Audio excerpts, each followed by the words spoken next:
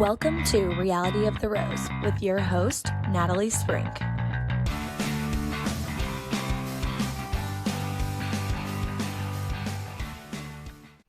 Hey everyone, welcome to episode 193 of Reality of the Rose. I'm your host, Natalie Sprink. Well, you got me here solo today, and I apologize for not releasing an episode last week. We were coming back from Idaho and traveling. Took 2 days to travel, and then you know how it is when you get back from a long trip. And time just got away from me, so I did not record a recap of last week's Bachelor in Paradise. So tonight I'm going to kind of do a back-to-back recap of last week's episode and this week's episode, which is episodes 7 and 8. Not going to make this real long. Actually, I'm going to spend a little time at the beginning here doing a little bit of housekeeping and also kind of talking about a few other reality TV, pop culture things that have happened recently and my thoughts on them. And then I'll get to the Bachelor in Paradise recap. To start, I would like to remind you that I have opened up an Etsy shop. I don't know why that's so hard for me to say. I want to say Etsy shop because there is also a subscription, makeup subscription thing called Ipsy. Anyway, I really do get off on tangents a lot. I apologize for that. So I have an Etsy shop and it's called Be Anything by Natalie, but I have a hard time. I've tried to search by that name and it doesn't easily come up. I don't know if it's just me or what, but I'm going to include the link again in my show notes that you can find wherever you're listening. It'll be on there. So, and I have a little bit of merch in there. My slogan, be calm, be strong, be kind, be grateful, that I say at the end of every podcast. I have a couple t-shirts and a crew neck sweatshirt. I should wear mine. I should have worn mine. I have one so that I could show you. Sorry. But but I also am doing some other phrases on t-shirts and sweatshirts, and I think I'm going to add some long sleeve shirts and some other phrases. Like I have one that says be unbothered. I have one that says be curious. I have one that says be different. And on the sleeves of those, it says just be on the sleeve. And then they're like a minimalist t-shirt, sweatshirt. You know, it's not this big, huge graphic. It's just a minimalistic, simple graphic tee, which is kind of what I like, which is why I did it that way. So anyway, go visit the shop if you will, and love it if you buy one. And then, so that's my main housekeeping. But also, so a few things. We've got the Love Island reunion coming up in exactly a week from today. Today is Monday, the 18th. And it's when I'm recording. And next week, the 25th, is when the Love Island reunion is going to come out. Cannot wait for that. I've heard all kinds of rumors. I heard a really false rumor that Brian and Amaya were no longer together. That is not true. They are still together. Actually watch What Happens Live with Andy Cohen. It's last Thursday's episode. I would highly recommend, if you are a Watch What Happens Live fan, well, even if you're not, if you're a Love Island fan, because it was Brian and Amaya and then Nicolandria. They were all four there, and they talk a little bit. They give a few teasers about the reunion. There must be something going on between Huda and sounded like pretty much all of the other girls. It seemed especially maybe Alandria and Shelley. Not exactly sure, but Andy hinted at that he found it interesting, like when Huda walks in the room, Shelley's and Alandria's reaction. I don't know. It seemed maybe that they're not getting along. I'm not sure, but I'm very excited to see how that goes down. I love that Andy is the one hosting. He is like the reunion king, and he's not afraid to go there with any topic. And Ariana's going to be there as well, but I'm just kind of hoping that Andy does most of the emceeing or the asking of the questions or the leading of the reunion. So very anxious for that. To be honest, I'm not sure which I'm going to watch. If I'm going to watch that or Bachelor in Paradise, I know which one I want to watch, and it's not Bachelor in Paradise. But so that's that. If you're interested, this new what is it called? Are You My First? This is the reality show that is hosted by Colton Underwood. That's not right. Colton Underwood. Is that right? Why does that not sound right? Colton Underwood? Is that right? I can't. Anyway, and Caitlin Bristow. I don't know why that doesn't sound right. And they're all virgins. It's basically like, I don't know, I guess like Love Island for virgins. I'm not sure. I'm actually curious as to how exactly it works. And so I don't know. I may check it out. I think it dropped today, and I think all episodes are now airing. So I may see what that's about and let you guys know. Also for Bravo fans, we have got Real Housewives of Salt Lake City starting on September 16th, which I cannot wait for. It's one of my favorite franchises. And then I know there's a bunch of good things that, also I'm 99% sure Real Housewives, no, sorry. Mormon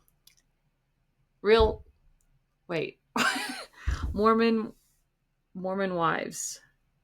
Secret Lives of Mormon Wives. There we go.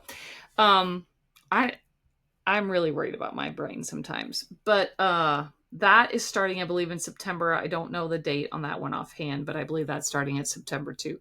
We also have the big news of Taylor Swift announcing her album release on New Heights, which is, if you live under a rock, Travis and Jason Kelsey's podcast. I feel like this is a huge step for podcasts. I mean, not that podcasts are new and not that they are not a dime a dozen, but I feel like Taylor Swift choosing to announce her new album on a podcast is super interesting, and I think big for the podcast world. Yeah, I know that Travis is her boyfriend, but I feel like if she didn't know it was a smart business move, that she would probably not do that, you know? So I don't know. I thought it was really cool that that's where she decided to do it. I just this weekend watched it. It is a 2-hour podcast, and I didn't listen to it. I watched it, and it was totally worth it. Now, granted, I'm not a Swiftie, but I am a Taylor Swift fan. I like her a lot. But before I watched it, I heard a lot of good things, a lot of good internet chatter about it. Was even hearing that a lot of the normal listeners to the New Heights podcast, which are men and men that are interested in football, were really sort of praising her and listening to the podcast and surprised at how much they enjoyed the podcast, how much they enjoyed her, how their opinions sort of changed of what they thought it was, or of what it was previously of her. I thought, so my honest opinion was that I thought that it was a little long. I thought that, I was very interested in everything she was saying. She is clearly a brilliant business mind and creative mind and all of those things. But there were parts that I thought got a little lengthy. They talked about their sourdough bread, for a little bit too long for my liking. They kind of got off on some tangents, which were fun to listen to because that is not something we hear about very often when it comes to Taylor Swift and Travis Kelce. We just get the very superficial news. So it was really fun to hear about stuff just like their private lives. It was fun to hear about like how they met, and she teased him about using his podcast as like a dating app platform. So like those little details that no one really ever knew was so fun to hear, but sometimes they got a little long. Again, like they talked about how she's been making like sourdough, and they got on this topic of sourdough, making bread, and like that got really long. I didn't need to hear that much about sourdough. And at the very end, that he was asking her, they must have a segment on their show where they ask questions of their guests, and it's like you don't have to answer if you don't want, but I forget what they called it, but they did that to her, and I don't know, I probably could have done without that segment as well, but overall, definitely like 10 out of 10. It was really good. I felt like you just, when you listen to a podcast and you have guests on the podcast and you just got kind of get to just chatting and talking, at least I've never really heard Taylor Swift in that capacity before, just like talking for 2 hours, really. So I thought it was cool. I would definitely recommend going and watching it. And all the hype about it. Now also they talk about the album, and they talk about how this one is supposed to be a lot more upbeat. Her Tortured Poets Society was a little bit more slow. She clarified it that it was definitely more for her about the lyrics. Obviously there's a lot of, if you listen to it a lot, you still get the songs in your head, but apparently this one is supposed to be a lot more upbeat and really catchy, like beats and things like that. So I think October 3rd that comes out. So that was fun. That was big talk for a while. What else is going on? I don't know. Anyway, I guess I think that's all I really have as far as like reality show news and pop culture and things like that. Oh, I know what else I wanted to talk about a little bit is Perfect Match. This season, Clayton and Rachel are both on. And there's a couple other people that I know. There's a couple people from The Ultimatum, if you watch that I recognize. A lot of them I didn't recognize because they were from like Love Island UK's and oh gosh, I don't know. I didn't know any of the other people, but I was curious to see, and I heard interviews with Clayton and Rachel on Biofiles. And so anyway, I've been watching it. Allie and I started watching it when we were in Idaho. And I'll tell you, it took me till about episode 3 to really get invested. I almost stopped watching it during the second episode. That was before Rachel came on. But then I don't know, something clicked with me and it kind of reeled me in. I believe on episode maybe 5 now, 5 or 6. I believe there's 10 episodes. I don't know why I'm making this motion. I guess I'm reeling it in like I'm fishing. But it's actually pretty good. I didn't watch episode 1. Season 1. I started watching season 2 and the same thing happened, but maybe if I would have continued to watch it, I would have enjoyed it too. But in episode 2, I was just like, I can't get into this. It's not interesting to me. So I quit watching it, but I believe I'll probably finish this Perfect Match. But I like it. I kind of, I guess it interested me to watch. I knew ahead of time what was going to happen between Clayton and Rachel because of the interviews that I heard of them. So it spoiled it for me, but I kind of didn't mind because it was interesting to hear that and then watch it actually play out on TV. Plus I'm not spoiled on what happens with everyone else on the show. So it's not bad either, but that is on Netflix in case you're interested in that. I also watched The Biggest Loser documentary called Fit for TV, I believe. If you were of that era to watch that show, which I am. I didn't watch that many. I didn't realize there were so many seasons of it. I think I only watched like 2 seasons way at the beginning, maybe. But that is an interesting documentary about like the behind the scenes of that show. I thought that was really good. Watched that also this week. Watched a lot of TV this week. I like that's a theme with me. Have you caught on to that? That like TV is my thing. Oh, but I did finish reading my book, The Women by Kristen Hanna. And I started talking about that while on our podcast with Allie last podcast. And I was just only about a third of the way through. I finished that book and it is really good. If you're not a reader of Kristen Hanna books, I would highly recommend it feels like if you've never read them, and this may not hold true for every single book because I haven't read every single one, but just about every one I've read takes place like in either a different time period or like in a different part of the world that possibly most people would not relate to or know much about. For instance, like the Nightingale was took place back during like the Holocaust, and then the Women took place like during Vietnam, and then there's The Great Alone, which takes place in Alaska, and the like what it takes to live there. And then there's one called The Four Winds, I believe that's that one, where it takes place like during the Great Depression and the Dust Bowl. But they're all stories about women who lived. They're fictional stories, but they take place during those significant periods of time. And they're about women's stories and women's stories of overcoming, something, being beaten by something, but then overcoming. And it's got to do with whether it be their work or their a love interest or just battling an illness or battling the depression or battling Alaska.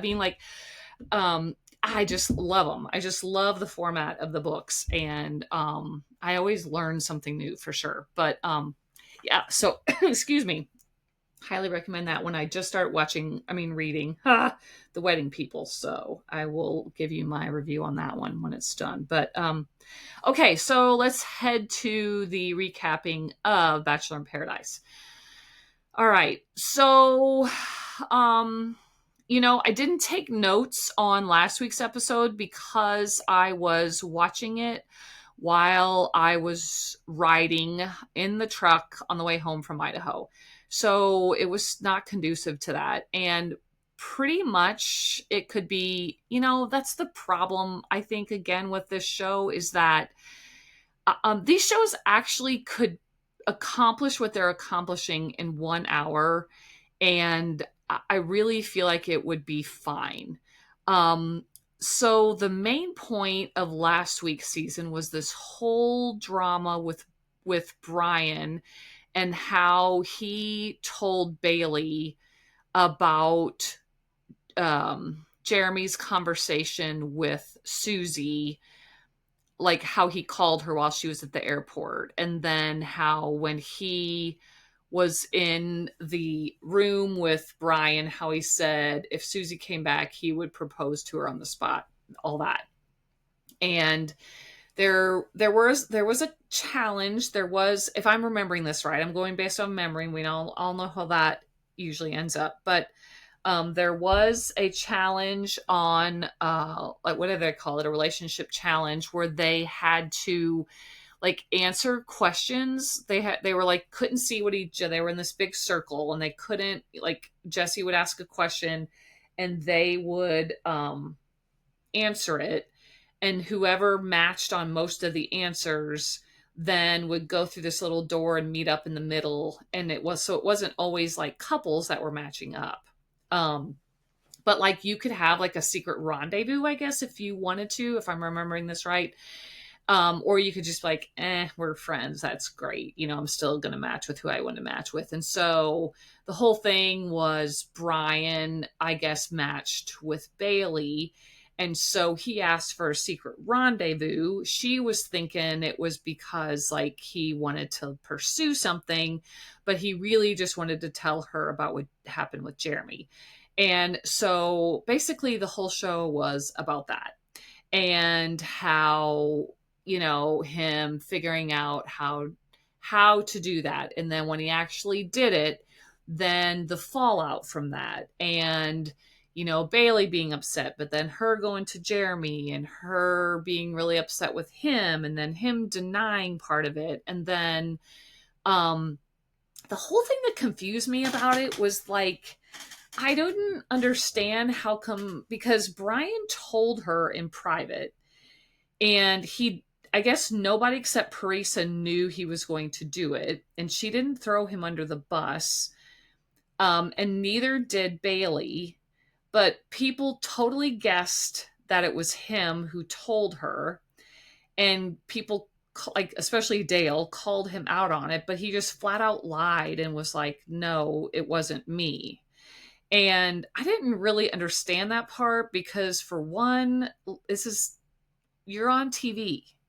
I'm not sure if you forgot that, but you are on TV. So eventually everyone will know that you are lying.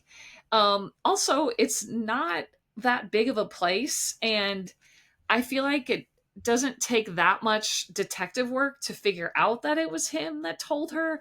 I thought that was the only weird part. Like, why not just own it if you told her, it seemed like there was a lot of secrecy, and it wasn't me, because then they were even Bailey was trying to make it seem like it was the women that told her. But there again, when the women heard that, they were like, we didn't tell her. Like, it just seemed weird to me, that whole thing. Um, and it also kind of seemed completely like an irrelevant show, because jump to this week's episode, and I mean, it was like that never happened. I mean, it was literally like that never happened, because Brian and Parisa were just together. They never, and so were Jeremy and Bailey, because also eventually we realized that, um, or not we realized, but Bailey, sorry, uh, Jeremy and Bailey stay, and so do Brian and Parisa. Let's see who went home. So we had Goldens go home, correct? We had and uh, Faith and Kim go home.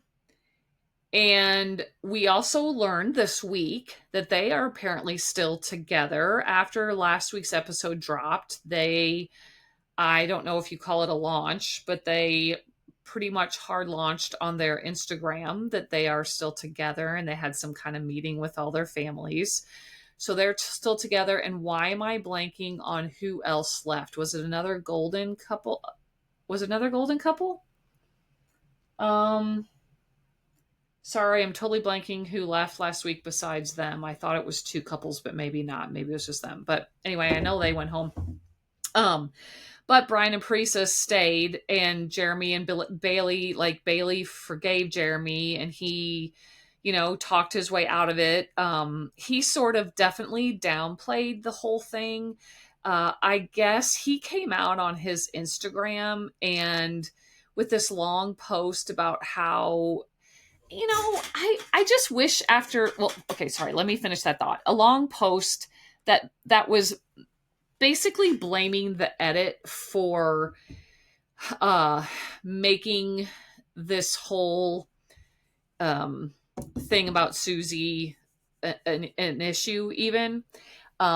He made it sound like, they pulled very specific things, and that we saw, like, whatever he said, 0.1% of he and Bailey's relationship, and that, if the parts that he would have chosen to air would have aired, we would have had a completely different viewpoint of their relationship, blah, blah, blah, blah, blah. So again, blaming the edit, which I know, we all have, especially me, have our complaints about production. But, again, I get that they have to make a TV show. So obviously they're not going to pick just all the boring parts. They are going to, focus on these dramas. So at this point, like, if they're still, I don't know if they're still together or not, but if they are together or aren't, if they are together, um, then own it, because we've seen it on air. We saw you call Susie. We know what you said to her, and we know all the other things you said to Brian and other people during that period of time. Now, maybe it was exaggerated for our benefit somehow, and putting all that stuff back to back to back made it seem like a bigger deal than it was. But it just seemed like it would have been better for him to go, look, I made a mistake. I should have been more upfront with Bailey. I totally should have done that. I should have owned it. I feel really bad about it. We've talked about it. Whatever. I know, I guess they can't reveal whether they're still together or not. But anyway, I thought that was kind of a not really taking much accountability angle that he took with that post. Either way, they're still together right now on this week's show. So it was basically like last week's show didn't happen. I just always find that so weird. Like you'd like a little bit of carryover, right? Because otherwise it makes you feel like then it is like a produced storyline, and that really wasn't that big a deal if literally one show later you don't hear anything about it. Because I definitely would have taken a little bit of fallout or continuation of that than what we saw tonight. Because basically tonight was Sean politicking his ass off. And it truly was annoying. And so it makes me wonder, what that looked like in real life. Brian was on the Vio Files last week as well, and I listened to that interview where Nick tried to sort of ask him, like, why, like, first of all, the different things about last week and what made him, oh my gosh, so sorry, what made him, tell Bailey, blah, blah, blah, blah, but he said at the end that, said something about Sean, and Nick was like, because we've barely seen Sean, and he goes, just wait to see what he pulls next week. So I knew something was coming this week with Sean. It could have been worse, honestly. To me, it was almost funny and just flat out annoying, because I loved how, I really did kind of like how everyone handled it though, because he kept talking about how his dad was in politics and how he really wanted to be in politics. And even Alicia was like, oh my God, chill with like the politics, like this Parliament of Paradise. Are you kidding me? Did he actually come up with that phrase? It was the stupidest cringy thing I've heard on this show so far. I honestly think it was, because like, what are you doing? But I don't know that anyone took him seriously. And read the room, Sean. I feel like, and some people were being nice and like nodding their heads and being but I feel like you can tell if people are truly engaged and completely agreeing with what you're saying, or if they're like, sure, yeah, that's crazy, like, then that they're not fully engaged. And obviously the edit made it look like that was what he was talking about 24/7. I don't know if he really was, but it's certainly what they made us believe. And so okay, well, I do have to talk about the challenge that we saw. Telling you, I really laughed hard on this challenge, because I felt like this was legit a realistic viewpoint of how, couples, spouses, whatever, communicate, and in a very challenging situation. This was very specific, but the reasons I was laughing out loud is because I could totally see Tim and I arguing like it would have gotten way worse if we were on walkie talkies though. And we were like, I was dying laughing when Alex was like, he said, turn to have 270 degrees to do this. I would have been like, what? What is that? Like, what does that even mean? Does that mean turn like to your left? Turn like just around? Like, 270 degrees. Don't say that to me. We just had this conversation a couple weeks ago with some friends about directions. Like, I hate when people say, okay, go north on Highway 8 and then go west on Highway 15. What? No, say it like this. If you're going towards Crandon It's on your left-hand side, right by the subway, just past that first stoplight. That's how you give directions. Not this bullshit north and west and south and east and to the north of the lake and what the hell. Like, no, you know where that brown house is at the end of that one road that's next to McDonald's? Yeah, that's where you go. You know what I mean? Like, those are directions. So if someone says turn 270 degrees, I don't know what I'm doing. But then also, let's see, who was it that was it Parisa? Maybe, who kept, like, they kept having to repeat themselves, and she was like, if I have to repeat myself one more time. But most of them weren't saying it like to the person, they were like saying it behind the person's backs, which is what made me laugh so hard, because I feel like that is so real. Like, when your spouse is just like, or your partner or whatever is getting on your nerves, and you are like, oh my god, if you chew that Frito any effing louder, I swear to God, I'm going to rip it out of your mouth. Like, you know what I mean? Or like, someone was holding the walkie-talkie down, and they're like, you have to hold the button down. I think it was Keith and Kathy. And he was like, she was like, you have to hold the button down and talk slowly. And he was like, I'm pushing the button as hard as I possibly can, and I'm talking really slow. I just thought it was so relatable, and I really laughed out loud numerous times. It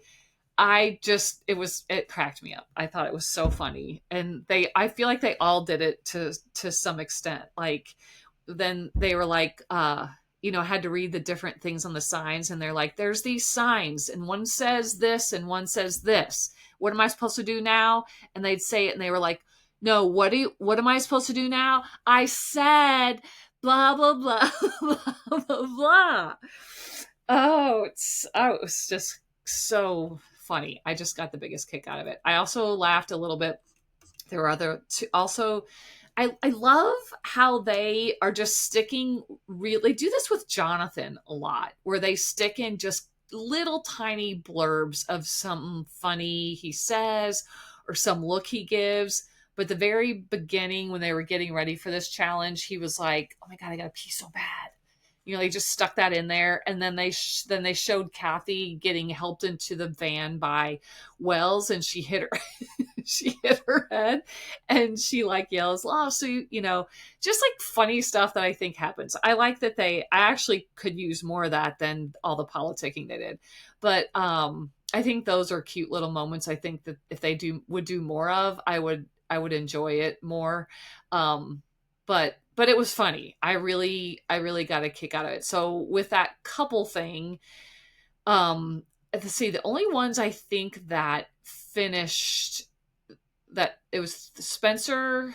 Let's see, Spencer and Jess,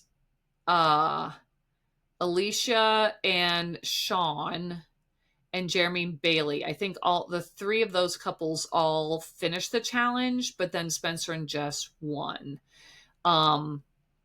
Not that matters, but there was also a little funny part where Wells slipped Kathy a little flask in her coffin thing or whatever the hell, and she was drinking in there. But anyway, that was really funny. Kudos for that little.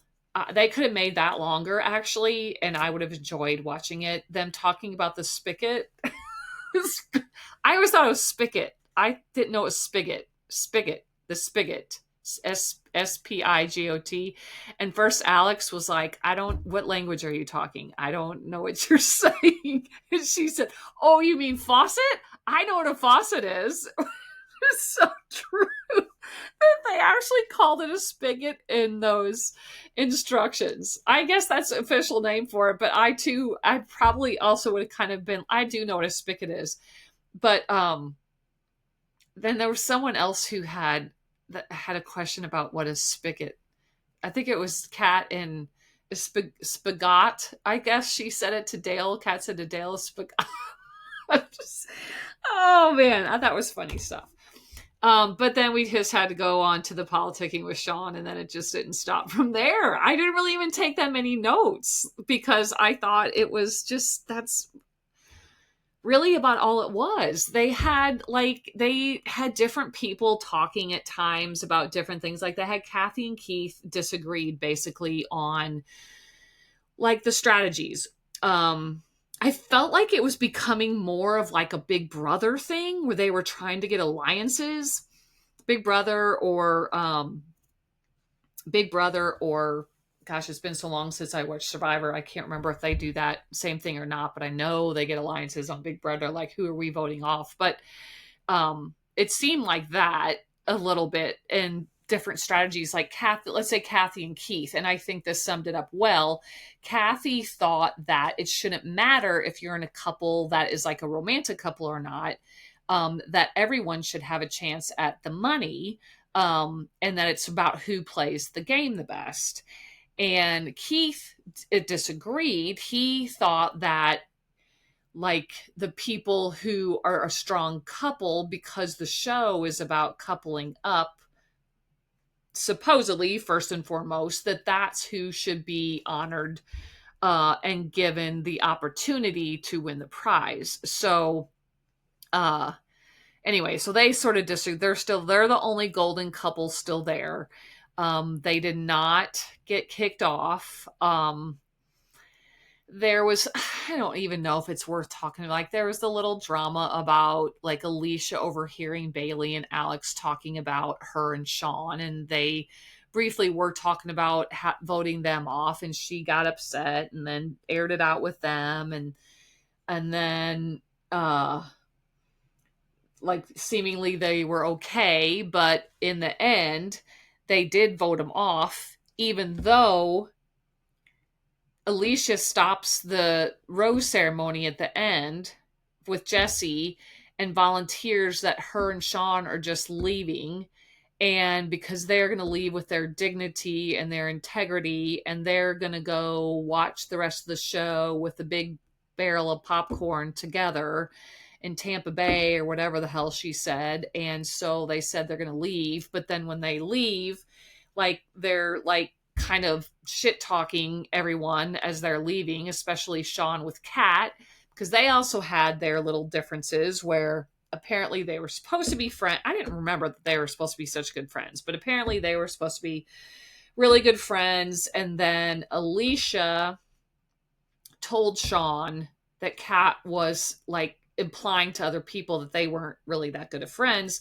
So Sean confronted Kat about this, and Kat pretty much didn't deny it and was in so many words telling him he was being effing annoying by politicking everybody, and that she thought it was weird and just that she was not doing any good. And then they kind of got into it, and he was like, he wasn't really cussing at her, but he kept like effing this and effing that, and she went and said, I'm like, she like walks off and is like, I'm done. I don't need to hear you cussing at me. So she tells Dale. Dale confronts him, says, you can't talk like that to Kat, blah, blah, blah. Anyway, they had it out. So when he leaves, he made some smart aleck comment to Kat, which she didn't really take too seriously. And pretty much everyone was like, what the hell was that? Like, why would you just leave? They were voted out anyway, but it just seemed like a very weird thing to do, because to me, if you were going to do that, because she waited to do it until there was only 3 people left, like 3 roses left. and so until they found out that they were in the bottom 3 and they possibly were going to be going home, did she stop and say that? If you really were going to make this bold move before you even had any idea who was going home, you should have stopped the rose ceremony or done it before the rose ceremony and said, hey, we're not even going to go through the rose ceremony. We're leaving and going home. I don't know. It wasn't that risky of a move because they did go home anyway. But ended up that Brian and Parisa went home, and Leah, no, let's see. Oh, yeah, obviously. Alicia and Sean. So, yeah, so that was that. It was okay. You know, again, I feel like this particular show also could have been an hour. I mean, they focus so much on all of this Sean going from room to room, from couple to couple, from group to group, day in and day out. It was just kind of ridiculous, and it got really old really fast, and I did not enjoy 2 hours of it. But look, it's okay. I definitely still am enjoying the show much more than I did the past few seasons of the old Paradise. I still like the format. I like the structure. I like the kind of the little funny stuff they're adding here and there. I kind of did get a kick out of Hannah and Wells and Jesse. I think they're all three doing a good job. Definitely could use more of the three of them. Like even in their ITMs, I think that they're all, well, Jesse does an ITM, but I would love to see more of them because I actually think that they're kind of entertaining. So, I think there's places that they can make improvements. But I don't know. This might be a hot take. And I know, is it Mel Owens? Is that the new Bachelor, Golden Bachelor? I have to say that I'm kind of ready for this. I don't even know for sure. Let me see if I can find it. When is the BIP Bachelor finale? Okay, Tuesday. Okay, so it says that the Bachelor in Paradise finale is Tuesday, September 2nd. So it would be next week and then the following week. Yeah, but that's fine. And I don't know if let me look that up. When does the new season of Golden Bachelor start? Oh, I guess we do know that. It starts on September 24th, Wednesday. Well, that's interesting. Starts at 7 o'clock with a 2-hour premiere. Premieres on Wednesday of the 2-hour premiere. It will then move to its regular time slot at 8 o'clock. This is Central Time on Wednesday, starting on October 1st. So we'll get a 2-hour premiere, and then maybe it's just going to be on an hour like the other Goldens are, which I'm, again, very okay with. So, yeah, we can look forward to that. Anxious to see how that plays out after Mr. Mello and says that he's kicking off anyone that's 60 or above. All right, well, I think that I'm going to wrap it up. I am going to have another sort of bonus podcast for you. I am going to be podcasting with my best friend from here in Crandon, Jody. She has podcasted with me several times before. We're going to kind of do one of those fun, like hot topic, hot headline kind of podcasts where I get an Instagram headline and then we sort of like tangent or deviate off of those headlines about, real life stuff. So, I'm not sure when I'm going to release that yet, but we're going to be recording that soon and I will let you know. But until then, I appreciate you listening. Tell your friends, tell your family, hit subscribe, hit follow, go buy my merch, like check out my TikTok, check out my Instagram, follow on all of those platforms, and I will see you next time. But until then, be calm, be strong, be kind, and be grateful. Bye.